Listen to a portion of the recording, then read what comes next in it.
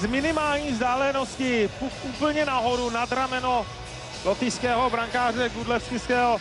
Sledujte, jak se pootočil a potom z ničeho nic to zvedl nad rameno. Nádherně to udělal, myslím, že překvapil úplně všechny, protože v tuhletu chvíli už všichni čekali, že bude nahrávat na střelu a on použil backhand. Fantastická situace a ještě o to lépe zakončená. To je možná zatím gól tohohle mistrovství světa.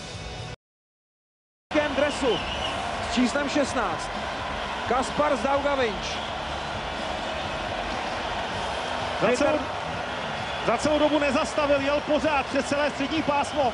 Místo toho, aby kombinoval, dostal se až do ideální střelecké pozice a podívejte se, odkud si vzal puk z vlastního pásma. Pořád přešlapoval s hlavou nahoře.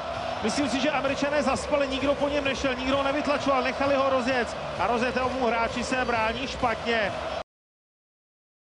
Finského týmu a Petri Kontiola nám to předvedl opravdu v plné parádě.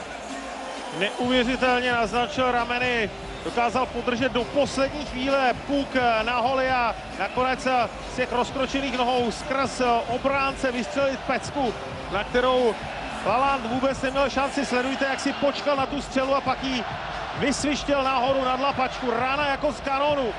Ale Kontiola to udělal celé sám, přes celé střední pásmo udržel na té trojnožce puk na hole a nakonec se dostal